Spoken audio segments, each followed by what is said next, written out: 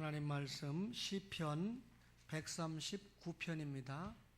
시편 139편 13절부터 18절까지 제가 받들어 봉독하겠습니다. 주께서 내 내장을 지으시며 나의 모태에서 나를 만드셨나이다. 내가 주께 감사하옴은 나를 지으심이 심히 기묘하심이라. 주께서 하시는 일이 기이함을 내 영혼이 잘 아나이다. 내가 은밀한 데서 지음을 받고 땅의 깊은 곳에서 기이하게 지음을 받은 때에 나의 형체가 주의 앞에 숨겨지지 못하였나이다. 내 형질이 이루어지기 전에 주의 눈이 보셨으며 나를 위하여 정한 날이 하루도 되기 전에 주의 책에 다 기록이 되었나이다. 하나님이여, 주의 생각이 내게 어찌 그리 보배로우신지요, 그 수가 어찌 그리 많은지요. 내가 세려고 할지라도 그 수가 모래보다 많도소이다. 내가 깰 때에도 여전히 주와 함께 있나이다. 아멘. 창세기 1장 27절 이하에 보면 사람이 하나님의 형상대로 지음을 받았다 그랬습니다. 사람이 창조를 받을 때 남자와 여자로 창조를 받았고, 하나님께서 그들에게 복을 주시며 하나님이 그들에게 이르시되 생육하고 번성하여 땅에 충만하라 그랬습니다. 여러분, 하나님께서 아담과 하와, 남자와 여자를 창조하시고 생육하고 번성하라. 최초의 복이 뭡니까? 생육과 번성의 복입니다. 그러면 이 생육과 번성의 복은 구체적으로 뭘 이야기할까요? 자녀의 복을 이야기하는 것이죠. 따라서 이 한 가정의 자녀는 하나님께서 허락하신 보배입니다. 한 가정에 자녀가 보내졌다라고 하는 것은 생육과 번성이라는 하나님의 복이 이루어지는 것을 의미하죠. 오늘 저는 시편 139편 13절로 18절의 말씀을 통해서 보배로운 자녀다라고 하는 제목으로 말씀을 전하는데, 보배로운 자녀는 어떤 자녀입니까? 하나님의 자녀입니다. 혹 성도들이 묻기를 창세기 1장에 기록된 창조가 그것으로 끝났는가, 이렇게 질문을 합니다. 여러분, 여호와 하나님께서 결국 하늘과 땅과 그 가운데 모든 만물을 지으신 창조를 다 끝내시고 지금은 섭리만 하고 계신가? 라고 하는 질문이죠. 그러나 결론적으로 하나님의 창조 사역은 지금도 계속되고 있습니다.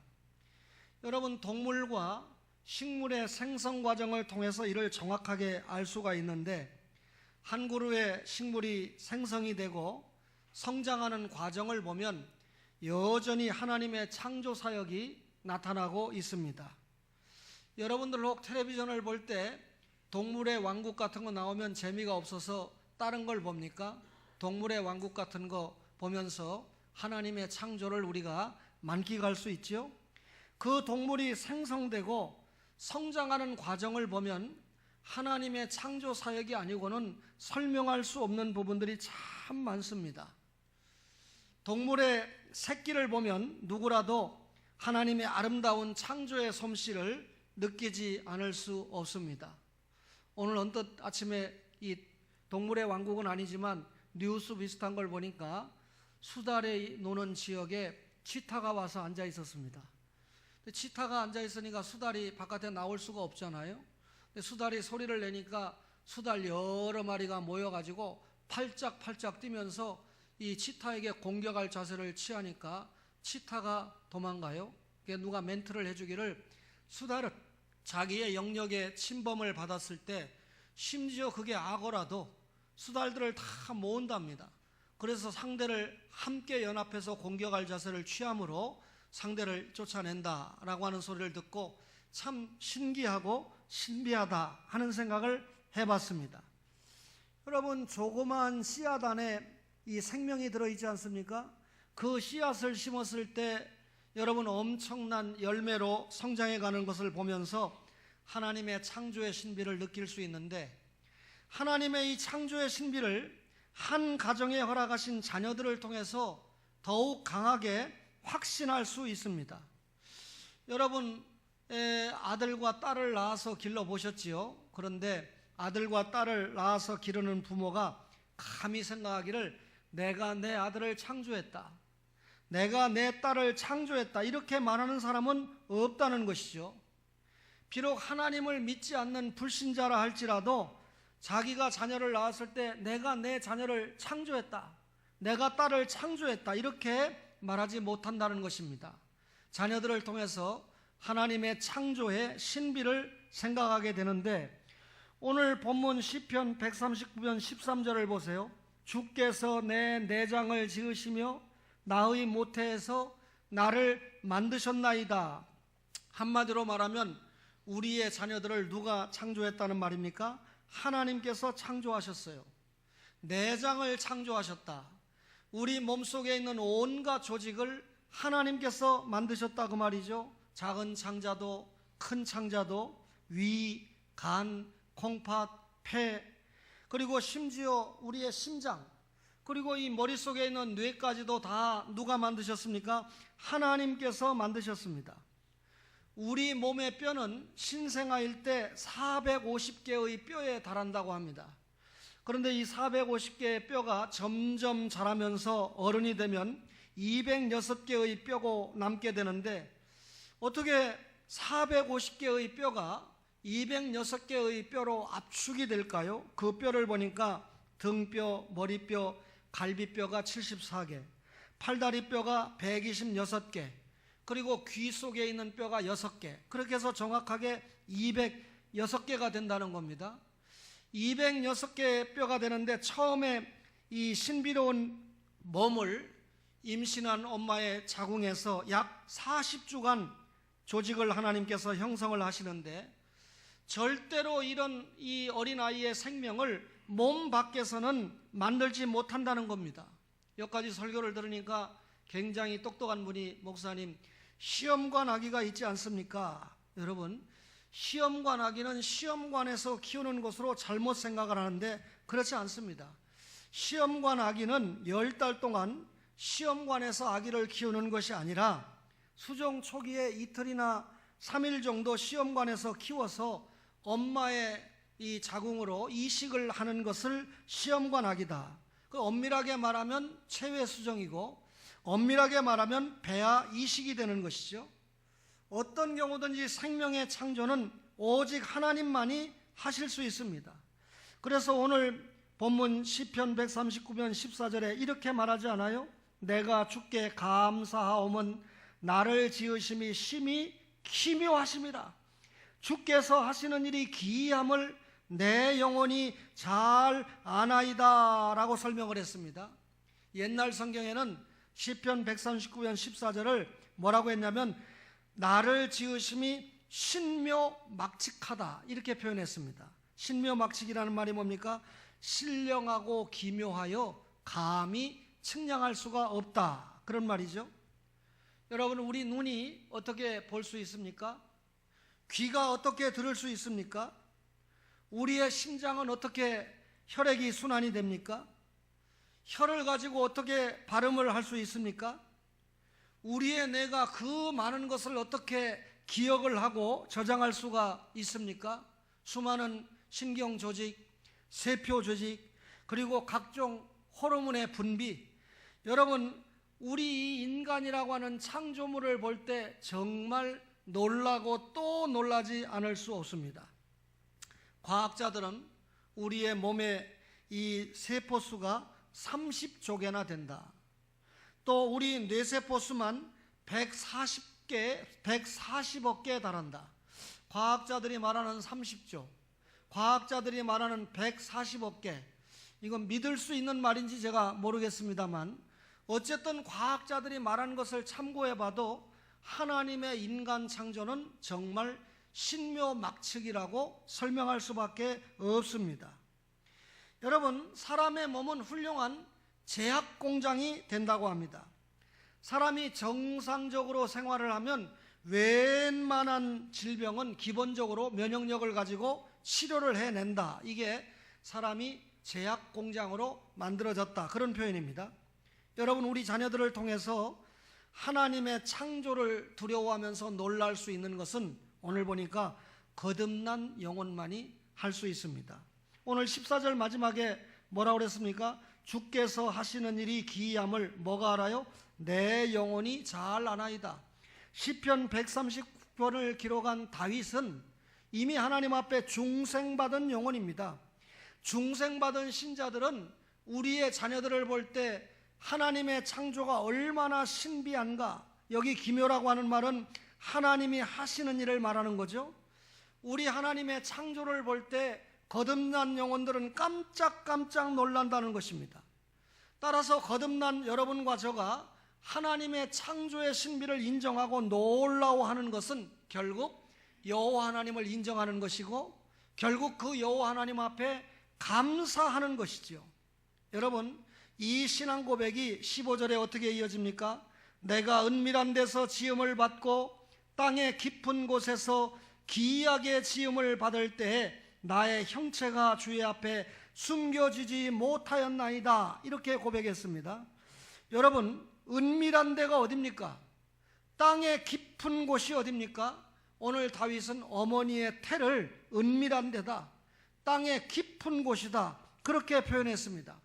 다시 말하면 어머니의 태 중에서 지음받아서 우리가 하나하나 조직이 성장하고 형체가 완성이 될 때 하나님 앞에 숨기워진 것이 하나도 없다. 하나님은 우리의 인체 조직을 완벽하게 아시고 창조를 하셨다, 그 말이죠. 따라서 하나님의 창조와 관계없이 만들어진 인체 조직은 아무것도 없습니다. 완전 100% 하나님께서 우리를 창조하셔서 우리 가정에 자녀를 보내주셨다, 그 말이죠. 여러분과 저가 다시 한번 경건하게 고백해야 됩니다. 우리의 자녀들을 하나님께서 창조하셔서 다른 가정이 아니고 나의 가정에 맡겨주셨다, 이렇게 고백을 해야 됩니다. 하나님께서 창조하셔서 자녀를 나의 가정에 보내주셨다고 고백하는 성도들은 또 다른 고백을 하나님께 드려야 되는데, 따라서 내 가정에 맡겨진 자녀가 나의 자녀가 아니고 곧 누구의 자녀입니까? 하나님께서 맡겨주신 하나님의 자녀라는 겁니다. 따라서 사랑하는 내 자녀이기 전에 하나님의 자녀입니다. 그런데 하나님의 자녀라고 믿는다면 아이를 제대로 안 키우고 혹 영아를 유기를 시키고 여러분 죽이고 학대하고 이런 일이 있을 수가 없다는 것이죠. 하나님께서 자녀를 나의 가정에 맡기셨다, 이렇게 겸손하게 고백할 수 있는 여러분과 저라면 우리 집에 보낸 보배로운 자녀가 내 자녀이기 전에 하나님의 자녀다라고 고백할 수 있습니다. 여러분과 저가 우리 자녀들을 하나님의 자녀라고 고백할 수 있는 신앙인이 되시기를 바랍니다. 그러면 여러분, 하나님의 자녀다, 보배로운 자녀가 하나님의 자녀다, 이렇게 고백하면 하나님의 일꾼으로 인식하고 길러야 됩니다.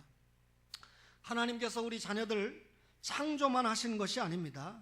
여러분, 우리의 자녀가 이 세상에 태어나기 전에 하나님께서는 그 자녀의 미래를 훤히 알고 계셨습니다.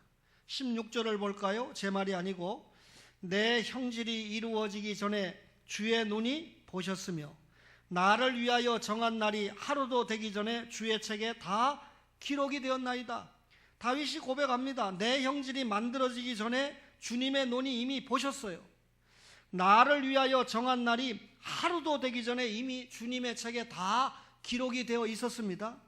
여러분, 무슨 말입니까? 이 말씀은 하나님께서 우리 자녀의 미래가 어떻게 될 것인지 다 아실 뿐만 아니라 적극적으로 자녀의 미래를 정해 놓으시고 이를 주님의 책에 다 기록해 놓으셨다, 그 말입니다. 우리의 자녀가 어떤 과정으로 자라게 될 것인지, 또 어떤 사람을 만들어서 하나님께서 사용하실지 이미 다 정해 놓으셨다는 겁니다. 이러니까 오해를 하기를, 여러분, 우리가 영생 얻기로 작정된 자는 다 믿게 되어 있지요, 택자는 다 믿게 되어 있으니까 전도 안 해도 된다, 이렇게 말하는 사람이 있습니다. 그러나 여러분, 택자를 찾는 방법이 전도였습니다. 우리의 자녀를 다 미래를 계획해 놨으니까 우리는 뭐 가만히 있어도 된다? 아니죠. 여러분과 저의 가정에 자녀를 맡겼을 때 하나님께서는 우리의 왕적, 제사장적, 선지자적인 교육을 통해서 자녀가 하나님 나라 일꾼으로 사용받도록 맡기셨다는 것입니다. 여러분, 하나님께서 자녀를 우리 가정에 맡기셨다는 것은 우리가 필요하기 전에 먼저 누가 필요했다는 겁니까? 하나님께서 먼저 필요했다는 겁니다. 하나님 나라 일꾼으로 쓰시기 위해서 보냈는데 그 하나님 나라 일꾼으로 기르는 영적인 경건자의 훈련소를 우리의 가정으로 선택을 했다, 그 말입니다. 부모가 이를 인정한다고 하면 절대로 부모의 뜻대로 자녀를 기를 수가 없습니다. 하나님께서 우리 가정에 맡겨주신 자녀를 내 뜻대로 성장시키는 것이 아니라 누구의 뜻대로 길러야 됩니까? 하나님의 뜻대로 겸손하게 길러야 된다, 그 말이죠. 여러분, 미국의 16대 대통령인 에브라함 링컨을 여러분과 저가 다 기억합니다. 지금도 에브라함 링컨이 살았던 곳에 가면 그가 살았던 통나무 집이 그대로 있는데 안에 들어가면 그 당시 사용했던 벽난로, 한 개의 의자, 그리고 성경책을 그대로 볼 수 있는데 이 링컨이 벽에 기대어 있는 모습에 어머니가 성경을 읽어주는 모습이 그대로 이 전시가 되어 있다고 합니다.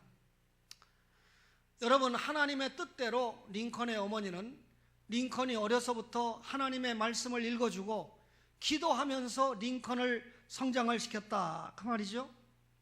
이렇게 신앙의 교육을 잘 받고 자란 링컨은 희생이 따랐지만 남북전쟁이 있었지만 결국 노예를 해방시키고 오늘날 미국이 최고의 자유로운 나라가 될 수 있도록 했습니다. 여러분, 우리가 미국 하는데 오늘 아침에 식사하면 저는 꼭 약간 런닝머신을 타야 되잖아요. 여러분이 잘 알죠?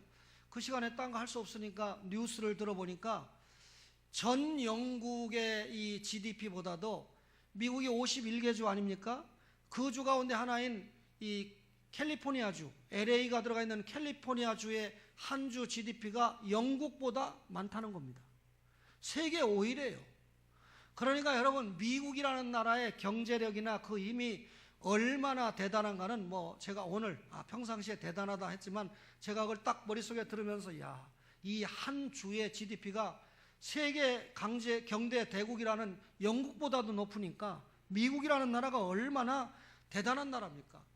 이 미국이라는 나라가 여러분 지금은 조금 신앙적으로 형편없어졌지만 그래도 200여 년 전에 자기 조상들이 성공에도 싫어서 천주교와 기독교를 짬뽕해 놓은 성공에도 싫어서 미국으로 신앙의 자유를 찾아서 간 청교도들에 의해서 세워진 나라 아닙니까? 그래서 지금 너희들은 니네 조상들이 심어놓은 축복을 아직도 누리고 있다. 저는 그렇게 말하고 싶어요. 앞으로 미국이 계속해서 세계를 이끌고 갈 수 있는 영육간의 경찰 국가가 되기를 원한다면 지금 미국도 정신 차려야 됩니다. 한국교회도 마찬가지입니다. 지금 우리 교회 앉아 계신 할머니, 할아버지, 장로님들이 교회와 나라를 위해서 수고한 그 수고를 지금 자녀들이 뽑아먹고 있어요. 그나마 지금 이대로 가다가는 우리도 마찬가지 입장이 될 수밖에 없죠. 실망하지 맙시다. 여러분, 우리도 이렇게 고백해야 됩니다. 17절에 뭐라고 그랬습니까? 하나님이여, 주의 생각이 내게 어찌 그리 보배로우신지요, 그 수가 어찌 그리 많은지요. 하나님의 생각이 내게 보배롭다는 거예요. 내가 세려고 할지라도 그 수가 모래보다 많도소이다. 내가 깰 때도 여전히 주와 함께 있나이다. 이렇게 하나님 앞에 고백해야 된다는 것이죠. 여러분, 하나님이 우리의 자녀를 사용하시기 위해 가지신 생각이라면 그 생각 자체가 얼마나 보배롭겠습니까? 하나님께서 우리의 자녀를 하나님 나라 일꾼으로 쓰기 위해서 우리 가정에 보내셨다고 하면 여러분, 얼마나 그 자녀를 보배롭게 하나님이 생각하시겠습니까? 여러분, 한평생을 살아갈 동안에 자녀들이 당할 많고 많은 사건들이 하나님의 생각에서 온 것이며 그것 하나하나가 귀하고 보배로운 것이다, 그 말이죠. 이것을 고백한다면 우리가 자녀들을 양육할 때 하나님께 맡겨서 양육해야 됩니다. 맡기는 사람은 자신의 기대와 지나친 관심은 갖지 않아야 됩니다. 이 말이 자녀에게 방관자가 되라, 절대 그 말 아니죠. 우리의 자녀를 길러갈 때 나의 기대로 충족시키는 자녀, 대리만족을 위해서 키우는 자녀. 옛날에 아버지가 법관이 되고 싶었습니다. 가난한 가정에서 공부하다 보니까 법관이 못 됐습니다. 그러니까 자기 자녀는 법관을 시키기 위해서 대리만족으로 키우는, 그게 아니라 하나님이 원하시는 자녀로 길러가야 된다, 그 말이죠. 한국의 부모들은 자녀가 40대고 50세가 돼도 이래라 저래라 그렇게 말합니다. 여러분, 성경에 기록된 대로 하나님이 사용하시면 되도록 바른 교육을 하면 되지, 여러분 이래라 저래라 하는 것이 결국 내 뜻대로 되게 하기 위해서 그런 거 아닙니까? 집안에 보면 귀한 그릇도 있고 덜 귀한 그릇도 있습니다. 그죠? 그런데 보통 귀한 그릇은 잘 사용하지 않아요. 금으로 만든 그릇이 있다면 그걸 바깥에 내놓을 수 있는가요? 정말 대통령 같은 귀한 손님이 오면 한번 사용할까 말까겠죠? 사실은 저는 귀한 그릇은 날마다 손이 익어서 쓰는 그릇이 귀한 그릇이다 그렇게 생각하지만, 보통 이 가치를 따져서 귀한 그릇과 더한 그릇이 있다고 칩시다. 여러분, 사장이라는 그릇이 있어요, 회사에 가면.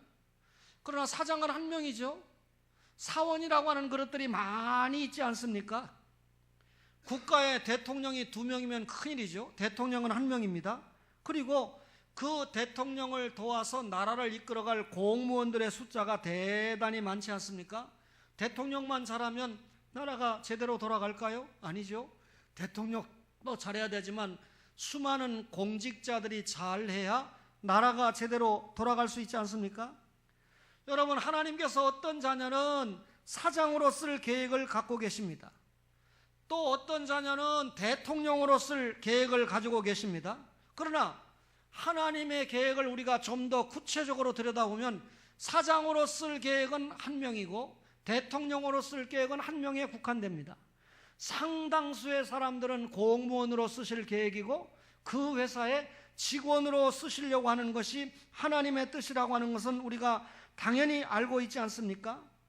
따라서 여러분, 대다수의 자녀들은 사원으로 쓰이고 공무원으로 쓰이는 것이 하나님의 계획입니다. 여러분, 하나님께서는 이 모든 자녀들이 다 필요하다 그 말이죠. 사장과 대통령만 하나님께 귀하고 공무원과 직원으로 쓰이는 자녀들은 하나님 앞에 귀하지 않다, 그런 법이 없습니다. 여러분, 모두가 다 하나님 앞에 귀하기 때문에 누구는 더하고 덜하고가 하나님 앞에 없다 그 말이죠.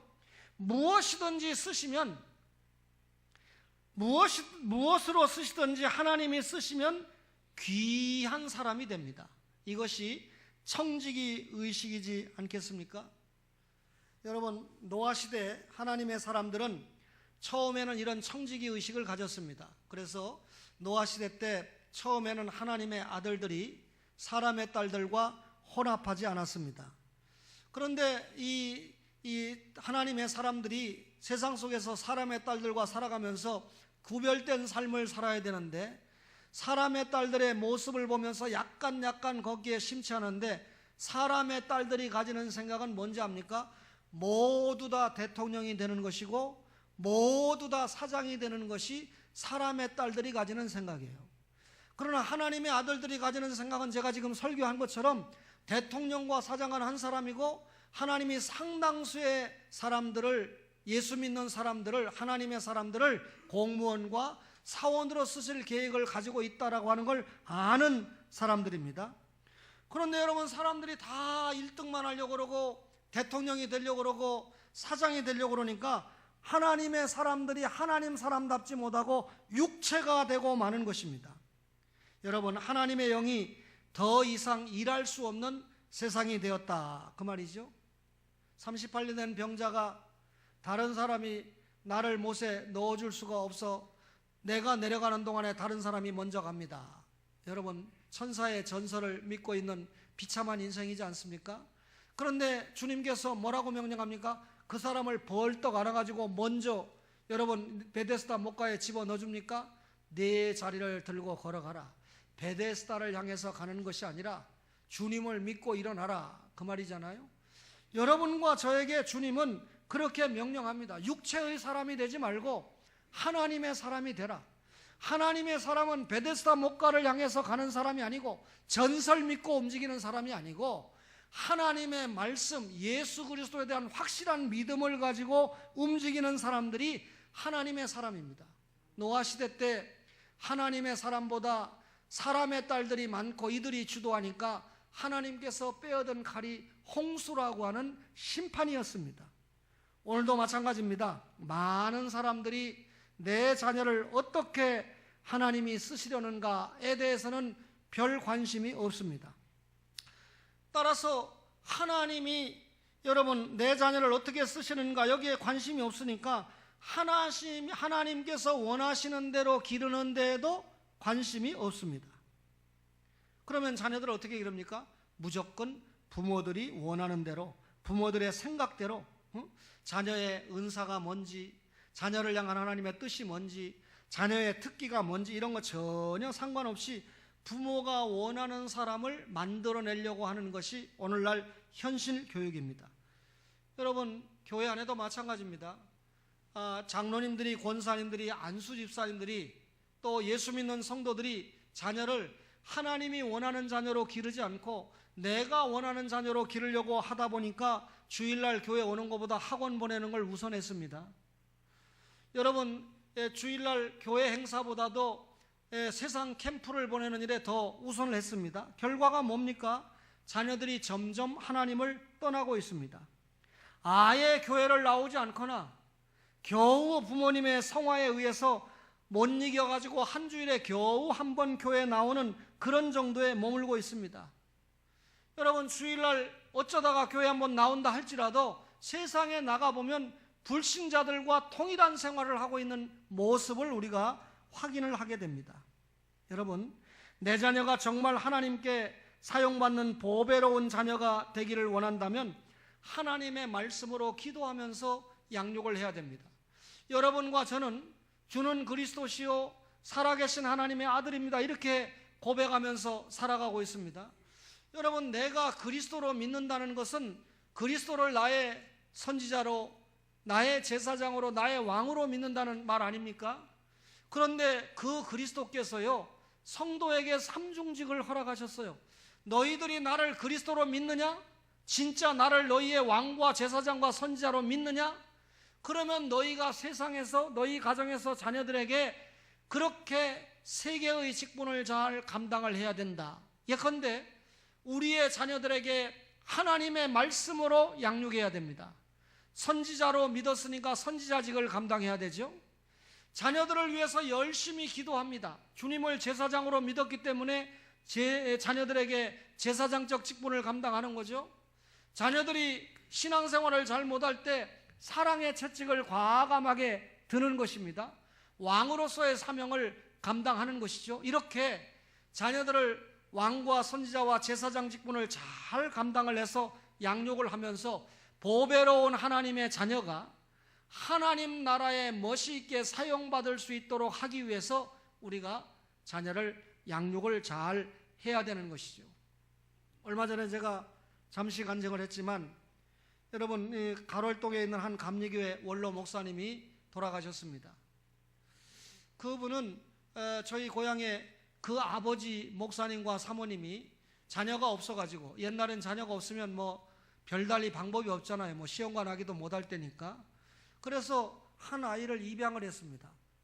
지난번에 돌아가신 원로 목사님이 입양을 받은 아들인데 이 아들을 얼마나 목사님 네 분이 양육을 잘 했는지 그냥 효자도 그런 효자가 없습니다. 그 당시에 충남 논산군의 효자하면 딱 그 아들로 소문이 딱 돌았을 때입니다. 옛날에는 세상이 좁아가지고 국회의원 하나 딱 나오면요 그 국회의원 저기를 동네 할아버지들이 다 분해해가지고 어려서 곁소리로 들어도 야 그 사람이 그 사람이구나 하고 다 알 정도입니다. 그런데 얼마나 효자였는지 이 아들 목사가 결혼을 했는데 사모가 그 시어머니가 친어머니는 아니잖아요. 입양한 어머니니까 어쨌든 어머니로 양육을 했지만 근데 너무 며느리에게 못 살게 구는 거예요. 시어머니가 성격이 대단해요. 그래서 이 며느리가 한번 시어머니에게 말대답을 하고 조금 불화가 있었는데 이 목사님이 자기 부인 뺨때기를 때린 거예요. 그리고 내가 오늘 아내를 때렸으니까 목사직을 그만두겠다. 내가 그러면서 때리면서 하는 말이, 내가 어머니하고는 살아도 너하고는 못 살아도 어머니하고는 내 헤어질 수 없다. 그러니까 효도에 대한 아주 강력한 의지를 표현을 한 거죠. 그 이후에 이 사모님이 얼마나 이 시어머니하고 관계가 좋아졌는지, 며느리가 핍박을 받으면서 자라니까 시어머니가 안 변하겠어요? 그래서 온 동네에 그 목사님은 자기 부인까지 때려주면서까지 효도를 하는 효자다라고 소문이 났습니다. 평상시 그런 아들이니까 얼마나 아버지 어머니에게 효도를 잘했겠습니까? 그런데 여러분 생각을 해보세요. 저희 할아버지의 육촌 동생입니다. 우리 동네에. 여기도 아들, 딸이 없어서 전혀 자녀를 낳지 못했습니다.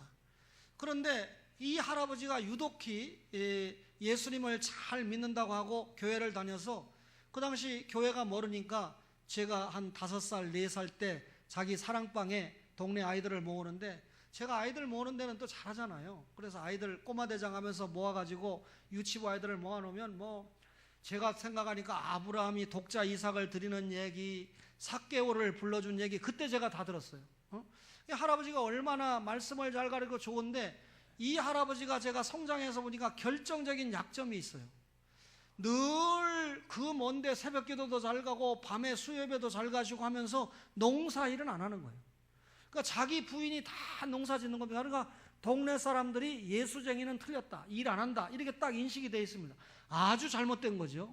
제가 여러분에게 기독교 윤리적인 측면에서 신앙이 있으면 가정생활에 충실해야 된다고 늘 이야기하는 바 아닙니까?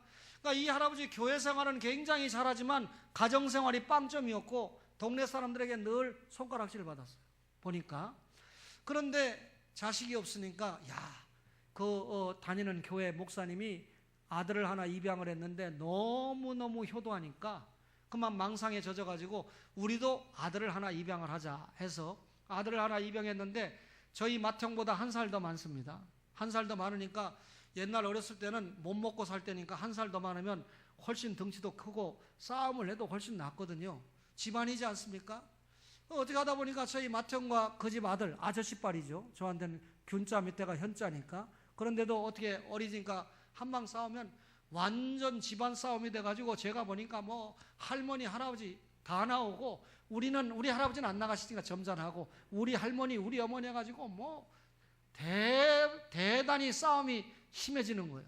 그러니까 그 아들 주워다 키우면서 얼마나 사랑으로 키웠는지, 우리는 그 당시에 이 썰매잖아요. 썰매. 이 철사 이렇게 달아가지고 타는 썰매 타지만 그 집 아들은 스케이트 타고 다니고 아주 호강하고 시골에서 그렇게 살았는데, 결국 제사장, 왕, 선지자 책임을 가지고 기르지 않았기 때문에 오직 주워온 아들이라고 누가 때리거나 말 한마디 하면 무시한다고 그만 달라들고 하고, 제가 어렸을 때 볼 때 망나니도 그런 망나니가 없어요. 이게 어느 정도 망나니였냐면, 결국 자기 아버지 어머니한테 재산을 팔아달라고 하는데 사고를 치니까 노남마지기 팔고 하다가 마지막 서너 마지기 남은 거 이거 팔면 안 되잖아요. 못 살잖아요. 그 집의 할머니, 그러니까 저희 할아버지한테도 학렬이 높은 아주매빨이죠. 이분이 시집 올 때 가져온 땅이래요. 그나마 그 집의 땅이, 제가 들어보니까 그 땅을 못 팔게 이 주워온 손자가 팔아먹으려니까 이 할머니가 이건 못 판다고 그러니까 결국은 때려 죽였다는 거예요. 그런데 그 때려 죽였다가는 증거를 사람들이 찾지를 못해가지고 찾으면 또 뭐 할 겁니까? 그놈한테 횡패를 당할까봐 고발도 못하고. 결국은 아들 하나 잘못 입양했다가 완전히 가문이 풍비박산났습니다. 한마디 더 하면, 그래서 그 집이 딴 마지막 땅은 여러분이 아는 신영철 집사 아버지가 샀어요. 결국은. 그러니까 여러분, 자식을 입양을 잘못해가지고 결국은 망한 겁니까? 교육을 잘못시켜서 망합니까? 여러분, 전자입니까? 후자입니까? 우리 장로님들, 자식을 입양을 잘못해서 망했습니까? 입양한 자식을 교육을 잘못시켜서 망했습니까? 그 자식이 그렇게 못되게 된 게 선천적입니까? 후천적입니까? 여러분, 99.9%가 후천적입니다. 그 자녀를 입양을 해서 부모가 어려서부터 기도하고 선지자 책임, 제사장적 책임, 왕적 책임을 다해서 어려서부터 입양을 한 일을 책임을 지고 자녀를 잘 양육했으면 절대로 그런 자녀가 나올 수가 없습니다. 그러면 여러분, 여러분의 가정에 있는 자녀들은 입양한 자녀 아닙니까? 저의 경우 신상훈이라는 아들이 입양한 아들이 아닙니까? 입양한 아들입니다. 누가 저에게 입양을 시켰죠? 하나님께서 저에게 입양을 시켰습니다. 하나님께서 그 가정에 여러분의 자녀를 입양을 시킨 겁니다. 그렇다면 여러분, 이 자녀의 행복이 어디에서 결정됩니까? 하나님께서 나를 입양을 시켰는데 입양을 시켜준 나의 아버지와 어머니가 얼마나, 신자였으면 더욱 행복한 거고, 그죠? 여러분, 얼마나 나를 양육을 잘 했느냐에 있지, 어려서 사랑이라는 그런 미명하에 교육을 제대로 못 시켜가지고 개망난이 시키는 것보다 사랑의 채찍을, 부모를 공경 못할 때, 어른들에게 언어가 불손할 때 매를 들어서라도 제대로 교육을 시켰을 때 그 아이가 하나님 앞에 하나님 나라 일꾼으로 보장이 되는 것은 두말할 필요가 없는 것입니다. 끄떡끄떡 하시는 마음속에 우리 사랑하는 초원의 가족 여러분, 혹 여러분의 자녀에서 실패를 봤거들랑 손자 손녀 때에 가서는 실패 보지 말자, 그 말입니다. 지금이라도 이런 하나님의 말씀을 깨달아서 보배로운 자녀는 하나님의 자녀인데 그 자녀를 우리 가정에 맡겼다, 우리 가문에 맡겼다, 그 자녀를 내 자녀로 키우는 것이 아니라 하나님의 자녀, 하나님의 일꾼으로 키우면 사장이 되든 사원이 되든 대통령이 되든 공무원이 되든 관계없이 하나님 나라 일꾼으로 행복하게 하나님의 맡겨주신 사명을 감당하며 살아갈 것입니다. 사랑하는 초원의 가족 여러분, 우리에게 맡겨주신 우리의 자녀들을, 보배로운 자녀들을 하나님의 자녀로, 하나님의 일꾼으로 키워내는 여러분과 저가 되기를 주님의 이름으로 간절히 축원합니다.